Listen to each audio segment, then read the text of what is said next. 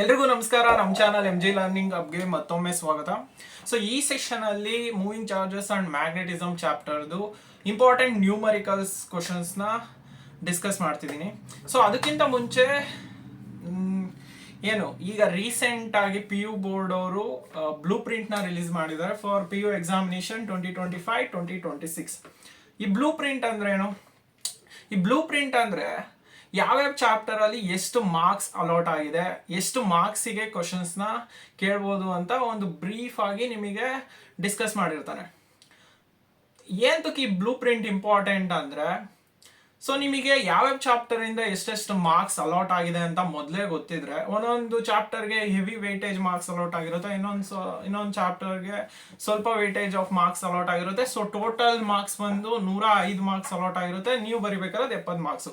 So ನೀವು ಏನಾದರೂ 70ಕ್ಕೆ 70 score ಮಾಡಲೇಬೇಕು ಅಂತ ಇದ್ರೆ you should look into this blueprint. Blueprint ಒಂದು ಗೊತ್ತಿದ್ರೆ ನೀವು ಯಾವ ಚಾಪ್ಟರ್ಗೆ ಎಷ್ಟು ಟೈಮ್ ಕೊಡಬೇಕು ಅನ್ನೋ ಒಂದು ಬೇಸಿಕ್ ಐಡಿಯಾ ಸಿಗುತ್ತೆ. ಅದಕ್ಕೋಸ್ಕರ ಸೊ ನಾನು ಈ ಬ್ಲೂ ಪ್ರಿಂಟ್ನ ಮೊದಲೇ ಡಿಸ್ಕಸ್ ಮಾಡಿದ್ದೀನಿ.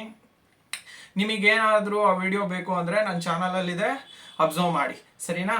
ಒಂದು ರಫ್ ಐಡಿಯಾ ಸಿಗುತ್ತೆ. ಒಂದು ಶಾರ್ಟ್ ಆಗಿ ವಿಡಿಯೋ ಮಾಡಿದ್ದೀನಿ, ಅದರಲ್ಲಿ ಡಿಸ್ಕಸ್ ಕೂಡ ಮಾಡಿದ್ದೀನಿ. ಆ್ಯಂಡ್ ಆ ಬ್ಲೂ ಪ್ರಿಂಟ್ ಪ್ರಕಾರ ಈ ಚಾಪ್ಟರ್ ಅಲ್ಲಿ 5 ಮಾರ್ಕ್ಸ್ ಒಂದು ಕ್ವಶನ್ ಕೇಳ್ತಾನೆ. ಆ 5 ಮಾರ್ಕ್ಸ್ ಅಲ್ಲಿ ಒಂದೇ ಕ್ವಶನ್ ಕೇಳೋದು, ಈದರ್ ಡಿರೈವೇಶನ್ ನ ಕೇಳಬೇಕು, ಈದರ್ ನ್ಯೂಮರಿಕಲ್ಸ್ ನ ಕೇಳಬೇಕು. ಸೊ ನನ್ನ ಪ್ರಕಾರ ನ್ಯೂಮರಿಕಲ್ಸ್ ಕೇಳೋದು ತುಂಬಾ ಕಮ್ಮಿ ಪರ್ಸೆಂಟೇಜ್. ಏಕೆ ಅಂದ್ರೆ ಇದರಿಂದ ಡಿರೈವೇಶನ್ಸ್ ಇರುವಂತ ಕಾನ್ಸೆಪ್ಟ್ಸ್ಗಳು ತುಂಬಾ ಇಂಪಾರ್ಟೆಂಟ್ ಡಿರೈವೇಶನ್ಸ್ ಕಾನ್ಸೆಪ್ಟ್ಸ್ಗಳು ಇದಾವೆ. ಸೊ ಅದ್ರದ್ದು ವಿಡಿಯೋ ಮಾಡಿದ್ದೀನಿ, ಅದನ್ನು ಸಹ ಅಬ್ಸರ್ವ್ ಮಾಡಿ ಬೇಕಾದ್ರೆ. ಸೊ ನ್ಯೂಮರಿಕಲ್ ಎಲ್ಲೋ ಒಂದು ಸ್ಮಾಲ್ ಪರ್ಸೆಂಟೇಜ್ ಅಲ್ಲಿ ಕೇಳ್ಬೋದು ಅಂತ. ಸೊ ರಿಮೆಂಬರ್ ದಟ್ ನ್ಯೂಮರಿಕಲ್ಸ್ ಕೇಳ್ಬೋದು, ಇಲ್ಲ ಡಿರೈವೇಶನ್ಸ್ ಕೇಳ್ಬೋದು. ನನ್ನ ಪ್ರಕಾರ ಡಿರೈವೇಶನ್ಸ್ ನ ಕೇಳ್ತಾನೆ ಅಂತ. ಸೊ ಡಿರೈವೇಶನ್ಸ್ಗೆ ಜಾಸ್ತಿ ಕಾನ್ಸಂಟ್ರೇಟ್ ಮಾಡಿ. ಅದಕ್ಕೂ ಹಂಗಂತ ನಾನು ನ್ಯೂಮರಿಕಲ್ಸ್ ಕೇಳಲ್ಲ ಅಂತ ನಾನು ಡಿಸ್ಕಸ್ಸೇ ಮಾಡಲ್ಲ ಅಂತಲ್ಲ, ಅದನ್ನು ಡಿಸ್ಕಸ್ ಮಾಡ್ತೀನಿ. ಒಂದು ರಫ್ ಐಡಿಯಾ ಸಿಗುತ್ತೆ. ಅಗೈನ್ ನಾನು ನ್ಯೂಮರಿಕಲ್ಸ್ ಡಿಸ್ಕಸ್ ಮಾಡಿರೋದೆಲ್ಲ ಎಕ್ಸಾಮಿಗೆ ಬರುತ್ತೆ ಅಂತ ನಾನು ಯಾವತ್ತೂ ಆಶ್ವಾಸನೆ ಕೊಡಲ್ಲ. ಬಟ್ ಅದೇ ನಾನು ಡಿರೈವೇಶನ್ಸ್ ನ ಡಿಸ್ಕಸ್ ಮಾಡಿರೋವು ಪಕ್ಕಾ ಎಕ್ಸಾಮ್ಸಿಗೆ ಯಾವ್ದಾದ್ರು ಒಂದು ಬರುತ್ತೆ ಅಂತ ನಿಮಗೆ ಹೇಳಬಲ್ಲೆ, ಸರಿನಾ? ಇಷ್ಟು ಹೇಳ್ತಾ ಸೆಷನ್ ಸ್ಟಾರ್ಟ್ ಮಾಡೋಣ. Okay,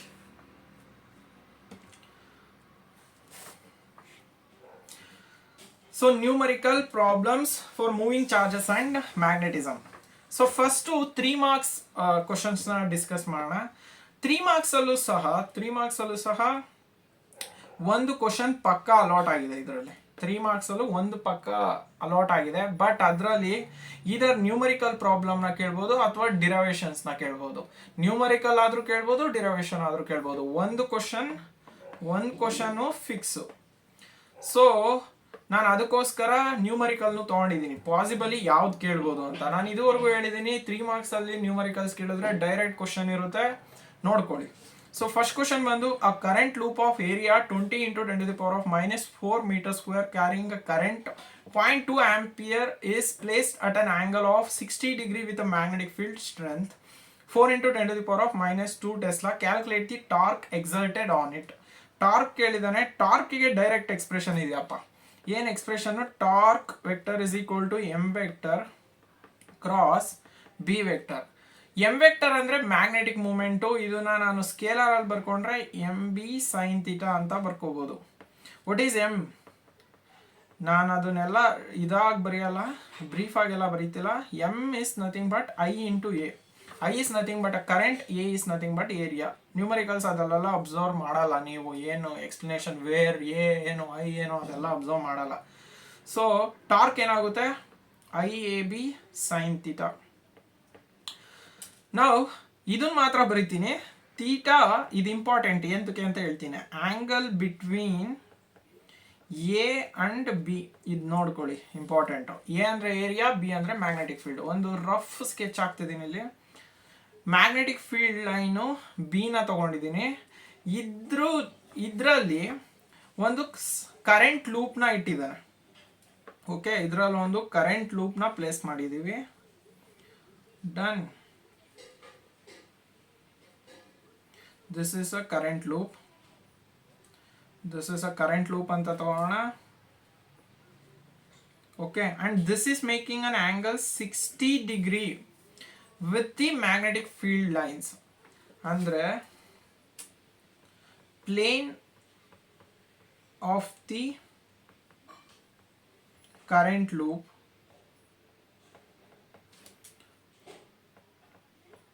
is making an angle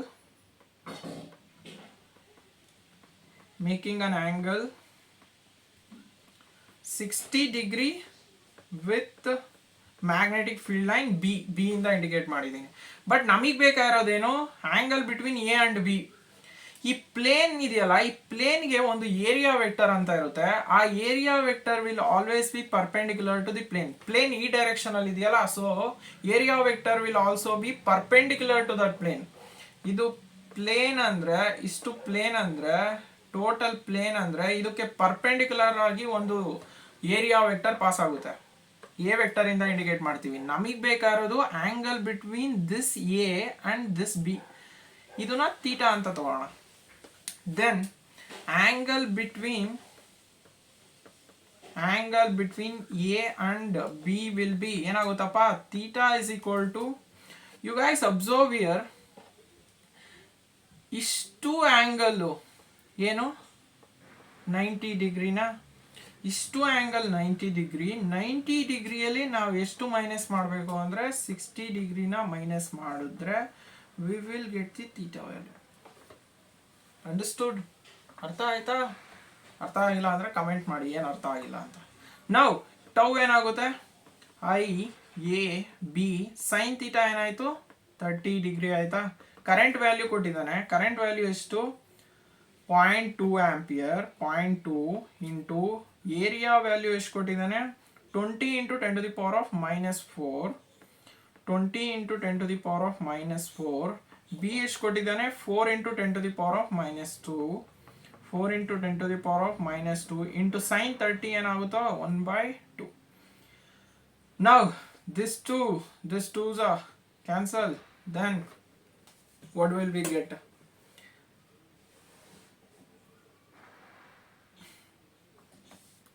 Then multiply this one. ಎಷ್ಟು ಬರುತ್ತೆ ಮಲ್ಟಿಪ್ಲೈ ಮಾಡಿದ್ರೆ ನಿಮಗೆ? 0.2 into 20 is 4. 4 into 2 is 8. 8 into 10 to the power of -4 newton metre. Torque value is 10 to the power of -4 ಅಲ್ಲ, ಇಲ್ಲೊಂದು -4 ಐತೆ, ಈ ಕಡೆ -2 ಐತೆ. ಇಲ್ಲಿ -4, ಇಲ್ಲಿ -2, -6 ಆಗುತ್ತೆ. ಇದನ್ನ ಹೀಗೂ ಬರ್ಕೋಬಹುದು. Torque is equal to 0.8 into 10 to the power of -5 newton metre. Done. ಏನಾದರೂ ಮಿಸ್ ಮಾಡಿದ್ದೀನಾ ನಾನು? Nothing. 8 into 10 to the power of -6 newton metre. Okay, next ಪ್ರಾಬ್ಲಮ್ಗೆ ಹೋಗೋಣ. A circular coil of wire consisting of 100 turns, each of radius 8 cm, carries a current of 0.40 amps. What is the magnetic field at the center of the coil? We know that magnetic field at the center of the coil. Magnetic field at the center of the coil. Center of the coil is to B is equal to mu naught I by 2R. And ಅವನೇನಾದರೂ n number of turns ಕೊಟ್ಟಿದ್ರೆ we will take it as n. ಈಗ ಇದಕ್ಕೆ substitute ಮಾಡಿ value. Mu ನಾಟ್ಗೆ value ಬಂದು 4π into 10 to the power of -7. Current ಎಷ್ಟು ಕೊಟ್ಟಿದ್ದಾನೆ 0.4 whole divided by 2 into radius ಬಂದು 8 into 10 to the power of -2. n value 100 ಇದೆ. ಡನ್. Okay, done. ಇವಾಗ ಇದೇನಾಗುತ್ತಪ್ಪ, 2 2s 2 4s. Now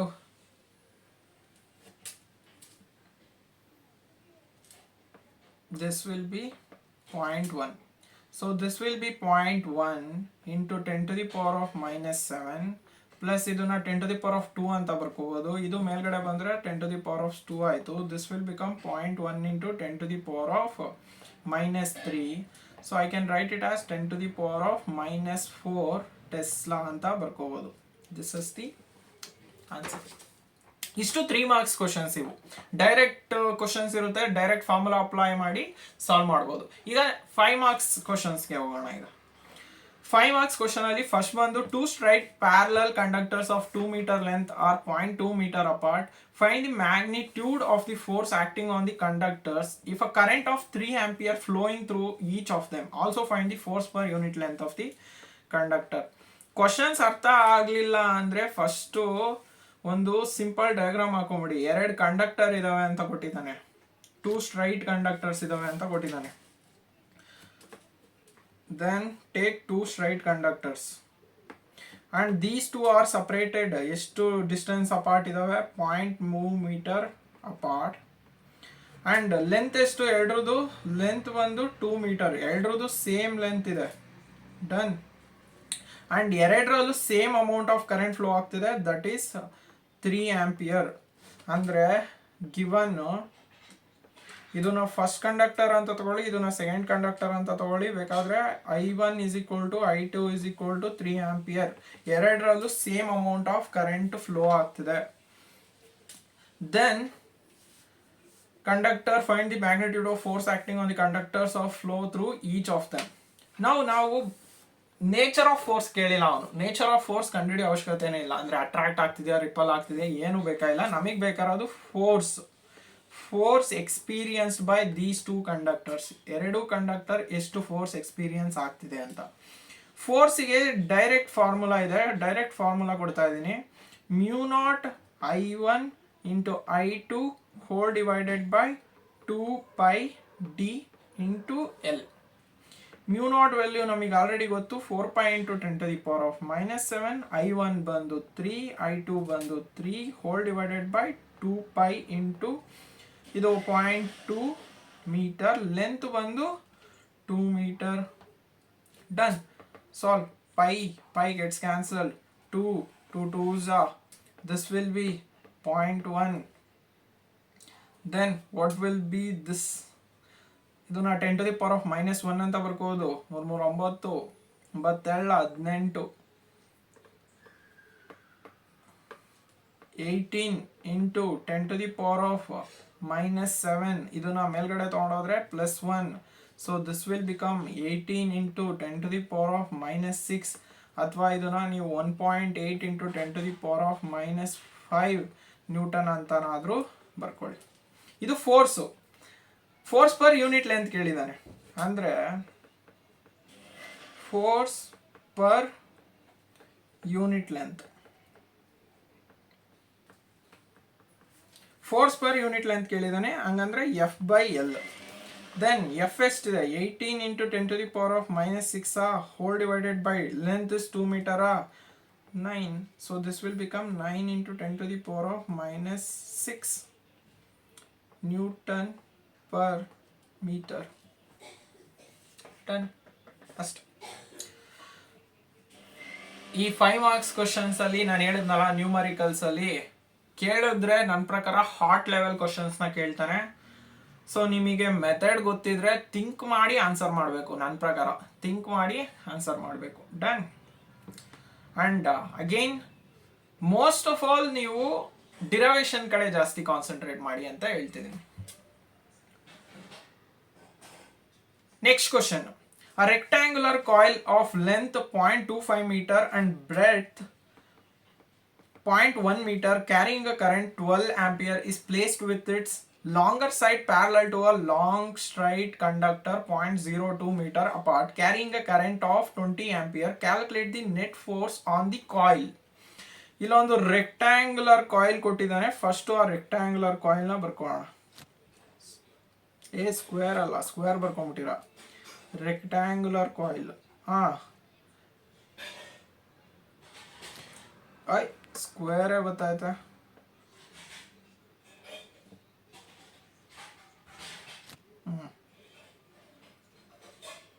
rectangular coil. ಇದ್ರದ್ದು ಲೆಂತು ಎಷ್ಟಿದೆಯಪ್ಪ? 0.25 meter ಇದೆ.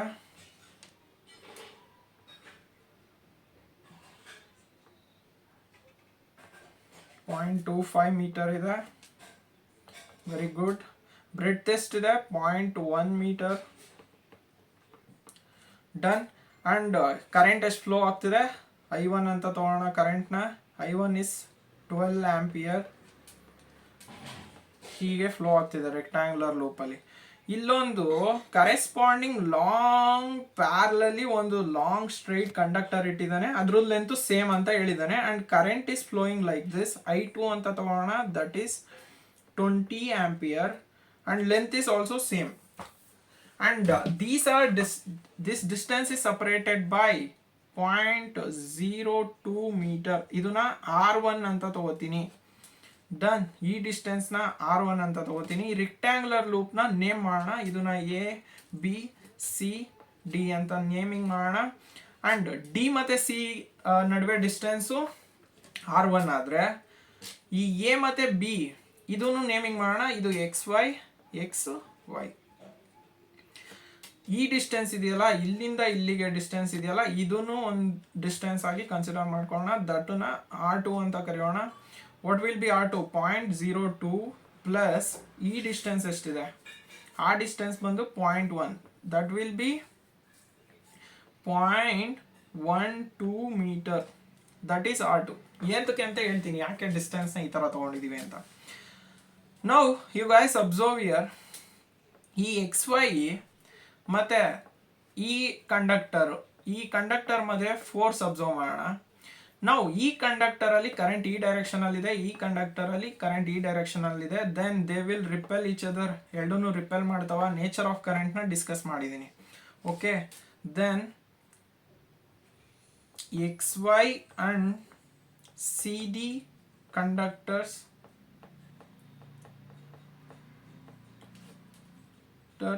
current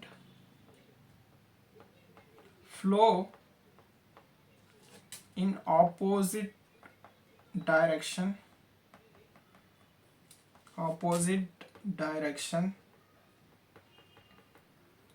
Hence they will experience a repulsive force.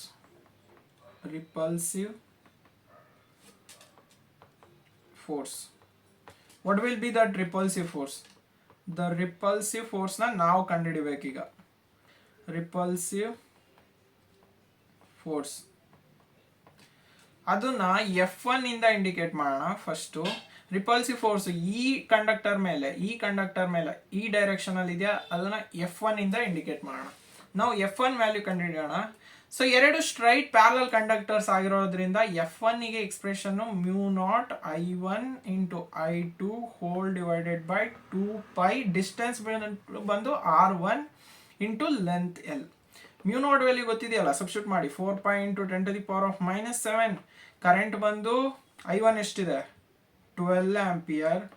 ಇದು ಬಂದು 20 hole divided by 2π.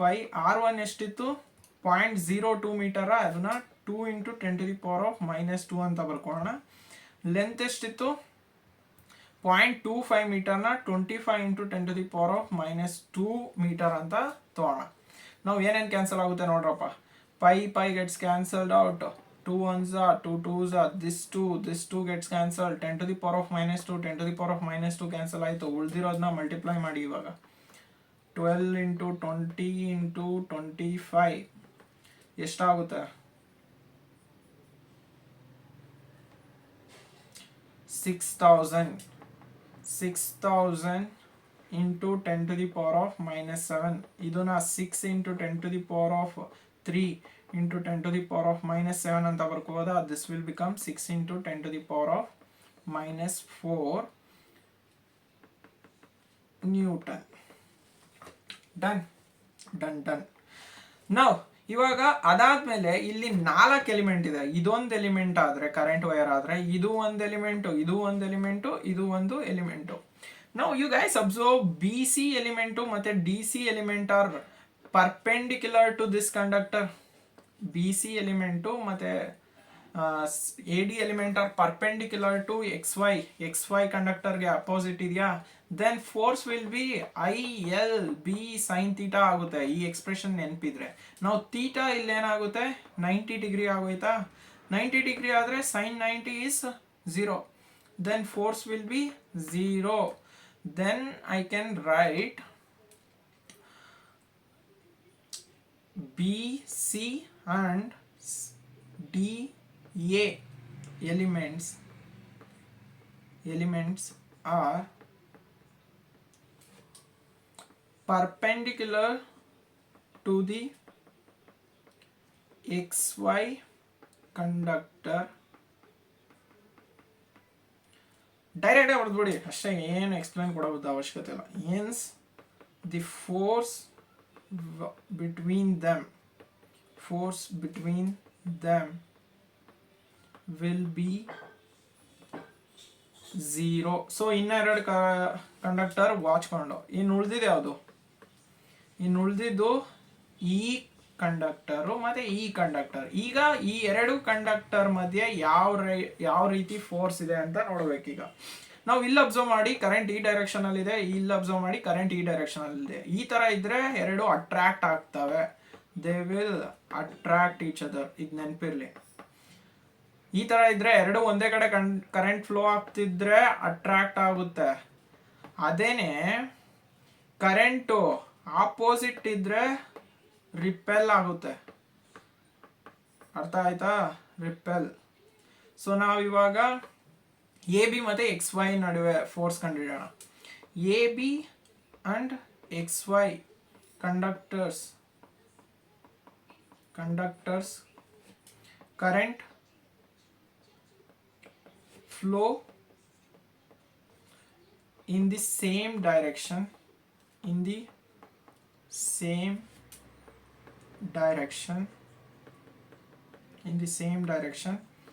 hence they will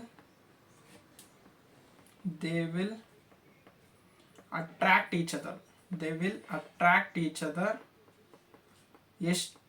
ಎಷ್ಟು force ಇಂದ ಅಟ್ರಾಕ್ಟ್ ಮಾಡ್ತಿದ್ದಾರೆ each other? The attractive force will be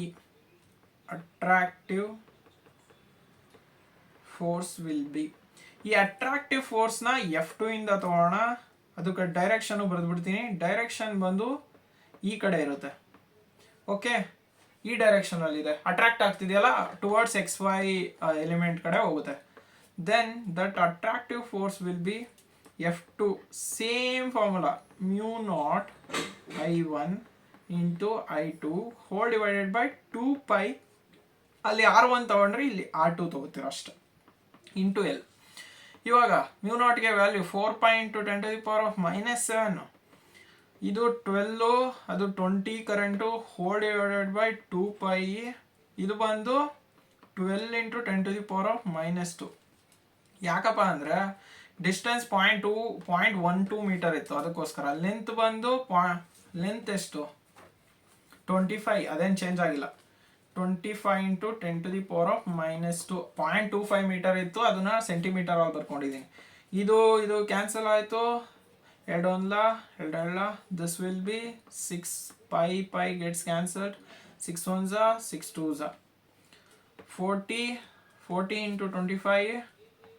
40 into 25 is equal to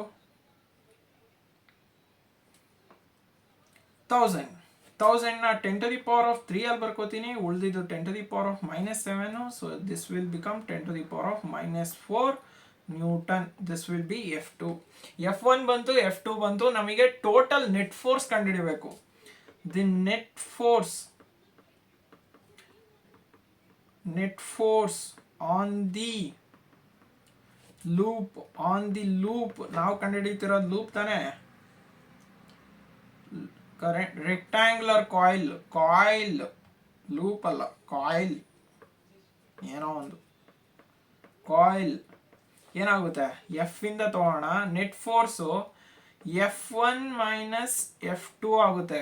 ಯಾಕಂದ್ರೆ ಎರಡೂ ಫೋರ್ಸು ಇಲ್ಲಿ ಅಬ್ಸರ್ವ್ ಮಾಡಿ,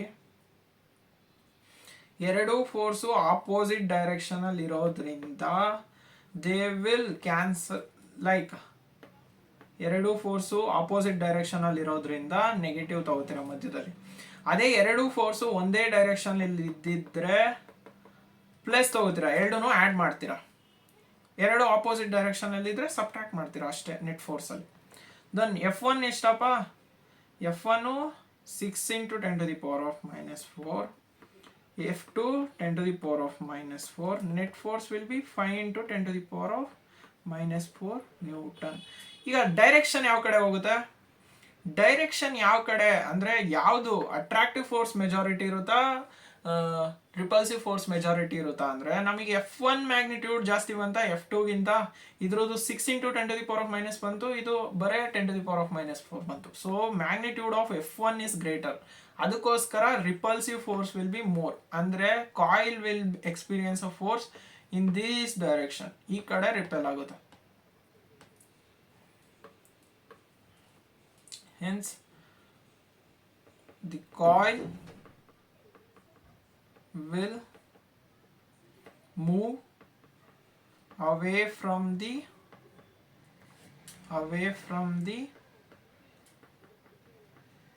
XY conductor. Just 5 marks. Another again remember, ಇದಕ್ಕೊಂದು ಮಾರ್ಕ್ಸ್ ಕೊಡ್ತಾನೆ. ಫಾರ್ಮುಲಾ ಸಬ್ಸ್ಟಿಟ್ಯೂಟ್ ಮಾಡಿದ್ರೆ ಒಂದು ಮಾರ್ಕ್ಸ್ ಕೊಡ್ತಾನೆ. ಇದನ್ನೆಲ್ಲ ನೀವು ಸಬ್ಸ್ಟಿಟ್ಯೂಟ್ ಮಾಡಿ ಸಾಲ್ವ್ ಮಾಡಿದ್ರೆ 3 ಮಾರ್ಕ್ಸ್. ಡನ್. ಇಷ್ಟು ಬಂದು ನ್ಯೂಮರಿಕಲ್ಸು. ಸೊ ನೆಕ್ಸ್ಟ್ ಸೆಕ್ಷನಲ್ಲಿ ನೆಕ್ಸ್ಟ್ ಚಾಪ್ಟರ್ನ ಸಿಗೋಣ. ನೆಕ್ಸ್ಟ್ ಚಾಪ್ಟರ್ ಬಂದು ಮ್ಯಾಗ್ನೆಟಿಸಮ್ ಅಂಡ್ ಮ್ಯಾಟರ್. ಅದ್ರದ್ದು ಚಾಪ್ಟರ್ದು ಕಮ್ಮಿ ಮಾರ್ಕ್ಸ್ ಇರುತ್ತೆ. ಸೊ ಆ ಚಾಪ್ಟರ್ ಬಂದಾಗ ಡಿಸ್ಕಸ್ ಮಾಡೋಣ. ಇಲ್ಲಿವರೆಗೂ ಇಷ್ಟು ಸಾಕು.